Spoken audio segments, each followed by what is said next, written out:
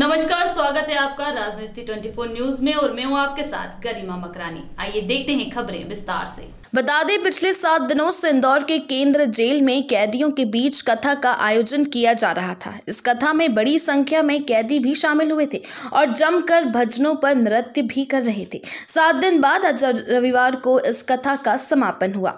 भागवत कथा में भगवान विष्णु की विभिन्न कलाओं के बारे में कैदियों को जानकारी दी और किस तरह से उन नियमों का पालन करते हुए एक अच्छा जीवन जिए, इसके बारे में भी बताया गया। केंद्र जेल में हर साल भागवत कथा का आयोजन किया जाता है। केंद्र जेल प्रबंधक का ऐसा अनुमान है कि भागवत कथा से इन कैदियों के हृदय में बदलाव लाया जा सकता है और इन्हें एक बार फिर मूल समाज से जोड़ा जा सकता है। वहीं कई कैदी इस भागवत कथा के माध्यम से प्रायश्चित भी करते हैं।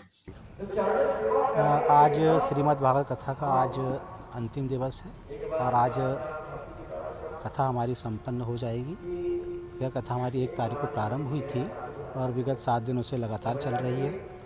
जैसा कि आप कह रहे हैं कि इस कथा का क्या महत्व है, सेंट्रल जेल में किस तरह से प्रभावी है, तो इसका छोटा सा उदाहरण मैं आपको दे दूं कि लास्ट ईयर भी हमने श्रीमद् भागवत कथा का आयोजन यहाँ कैदियों के बीच में करवाया था और हम ऐसा मानते हैं कि इतना बड़ा जो संकट हमारी जेल में आया कोरोना काल में और काफ़ी बंदी हमारे लगभग 80 बंदी संक्रमित हुए, बहुत सारे बंदी आईसीयू में रहे, बहुत सारे बंदी वेंटिलेटर पे रहे, लेकिन वह ईश्वर की कृपा थी। एक सकारात्मक यहाँ पॉजिटिव एनर्जी थी और एक प्रकार का ईश्वर की कृपा थी कि हमारे जेल का कोई भी बंदी किसी प्रकार से हताहत नहीं हुआ और धन जन की हानि नहीं हुई। दूसरी बात जो बात कहना चाह रहा हूँ मैं कि जेल के अंदर भागवत कथा कराने का मुख्य मकसद ये है कि यहाँ जितने भी लोग रहते हैं, अपराधी रहते हैं, कैदी रहते हैं या व्यक्ति रहते हैं, कहीं ना कहीं किसी न किसी प्रकार की नेगेटिव सोच, नकारात्मक सोच के साथ इस जेल में आते हैं, तो उनकी सोच को परिवर्तित करने के लिए और पॉजिटिव एनर्जी इस वातावरण में विकसित करने के लिए